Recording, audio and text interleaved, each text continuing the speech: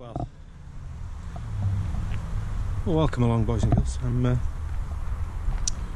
just out for a walk today. We're going to have a walk around the outskirts of Woods, uphill and down dale, no doubt, and it's taken me a couple of miles to get here from where I live.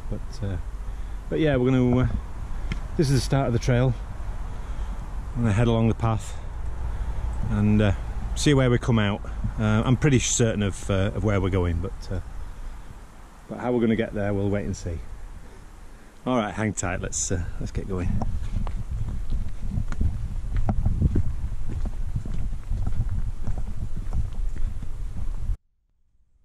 Now, I don't know if you can see there. That's that building there is Hill House, and it's covered by a temporary structure to protect it while it's being repaired. I'll put a link to the Hill House in the description box down below, so you can have a closer look at that, or a look at when it wasn't covered with the box.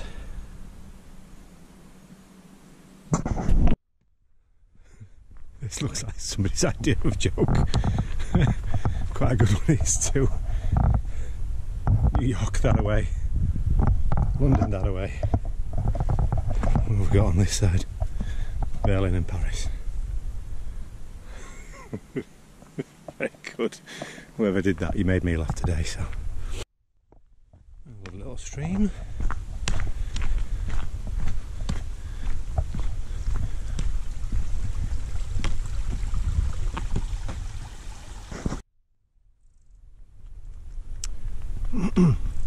Well, there's Helensburgh down there in the Clyde estuary.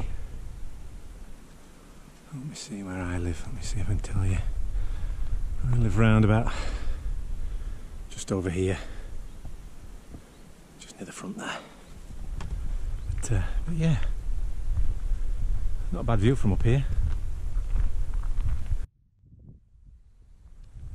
There's quite a few of these along the way, these big old oak trees. Certainly a few hundred years in those.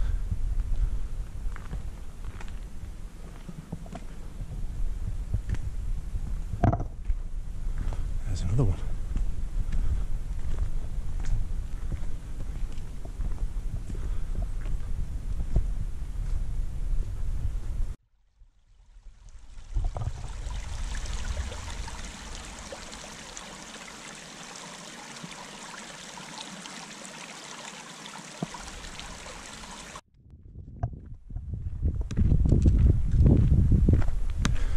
Well, here we are. I've shown you this before, boys and girls, in one of the older videos. This is the Glenanburn Cup and Ring mark stone, and it was put here by a glacier during the Ice Age, and yeah, about 4,000 years ago, several cup and ring marks. This is a diagram of where the marks are on the rock. Were carved into place. Nobody knows what they were for, but yeah, it's a fascinating piece of history, or prehistory, I suppose you'd call it. There are things like modern graffiti, but yeah, there are a selection of cup and ring marks if I can find them. These ones down here. So you've got like these little indentations here, and several of them. They're wearing away now. There again. And some of them are a lot more obvious than others. The rock has cracked because in the 1700s they decided to drill into it and put dynamite in. You can see the drill marks there. I don't know if you can see them. Just there. Did I fall over? Yeah, they drilled into it and detonated it on the basis that they were going to use it for building. You can also see some more of the ring marks here. There. easier for me to point them out with my stick. So there, obvious ones. I think there's a couple there as well. But yeah, there's again, there's things like modern graffiti. Then graffiti from 1732, 1957, 1978. Julie and Dad, original. Yeah, so there you go. I think we've got another mark there.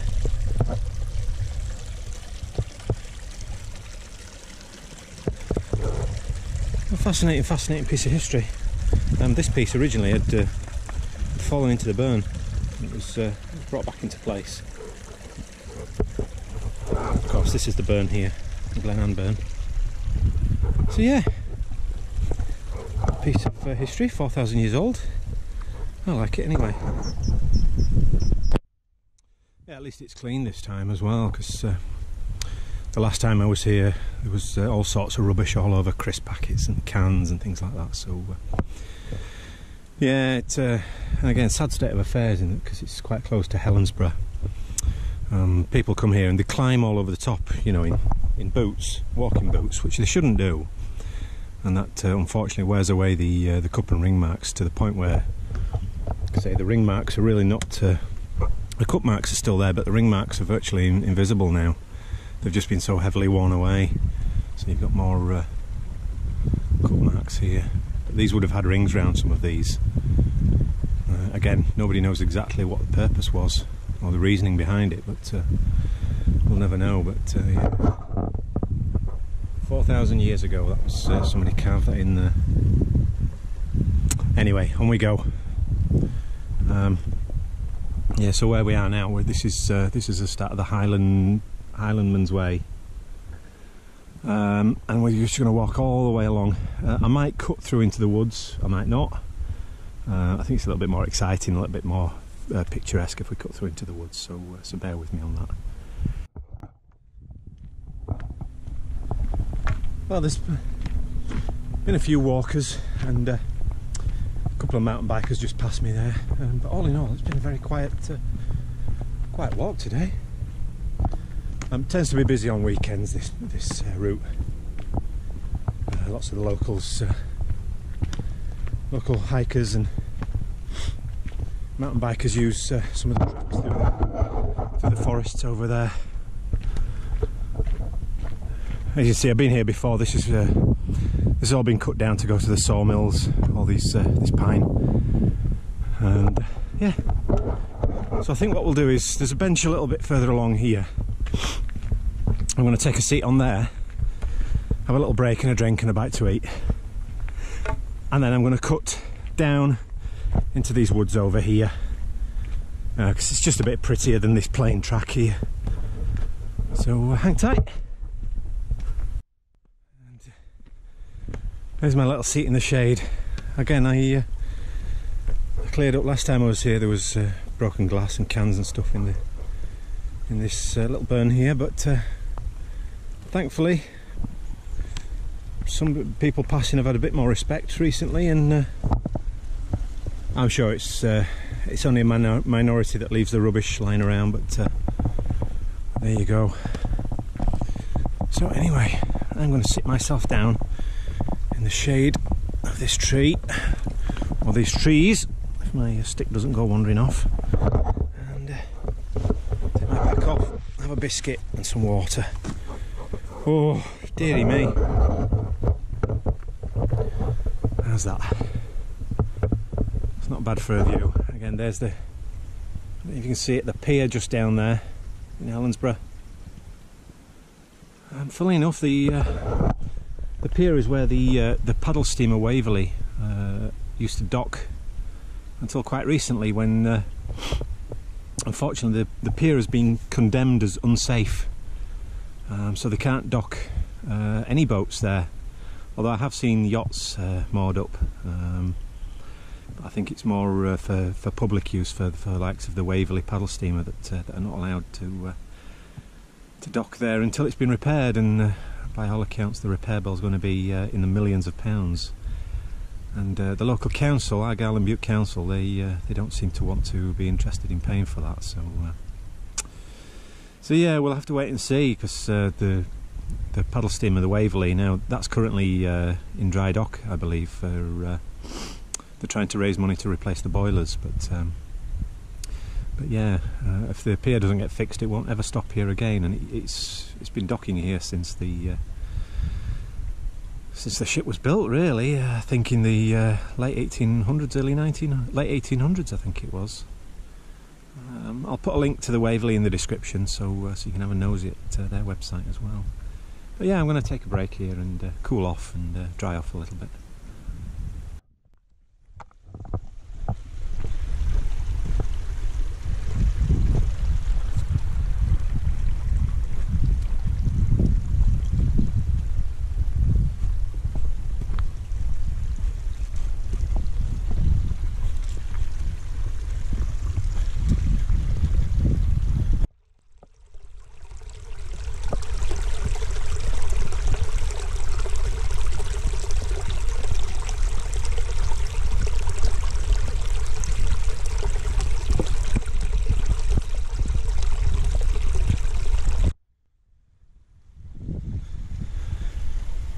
There are, as in most of Scotland, there are wild deer that wander about these woods here.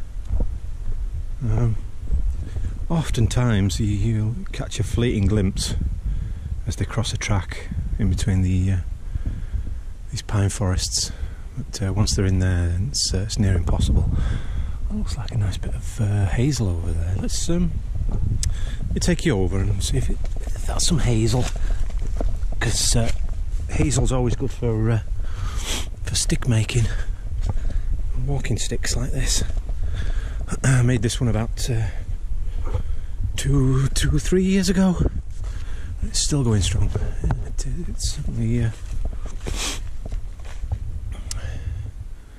yeah. You can often tell it grows in bunches like this, and it literally grows straight up. A bit like the pine that surrounds it, but yeah, it makes for great walking sticks. I don't have my saw with me today, otherwise I would take a piece, because that's a good one. Just there, very naturally straight piece. I'll maybe do a video one day, and we'll cut a piece, and we'll. It takes a year to season the wood, to dry it out. It has to be put somewhere warm and dry.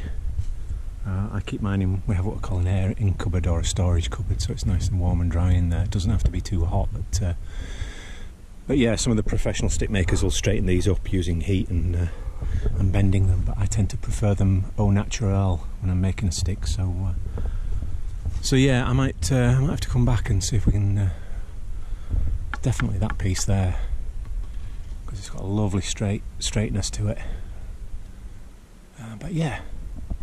Again, I like to only cut maybe one or two, and yeah, we'll maybe make a video of that one day. Alright, well, I'm going to go back to the path, because it's a bit tough to get through this pine foresty stuff, so bear with me. Let's get back to the path just over there.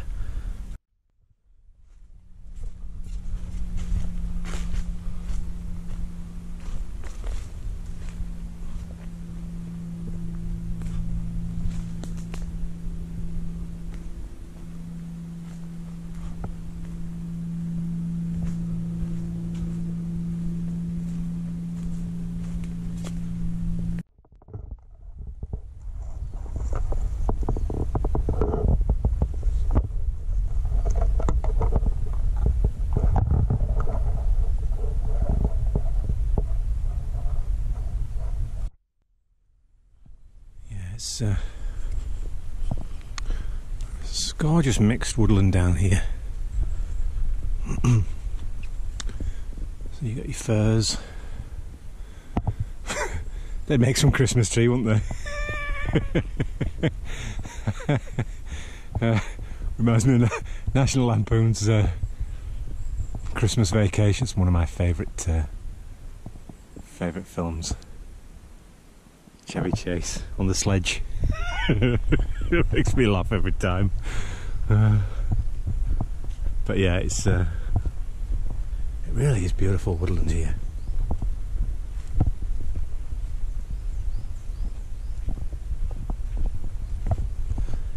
Like I say, a mixture of tree types. That looks like some even older hazel. You can see it, you can see it for the sun. And straight up this, so you can see again it's a clump, but they're all going straight up.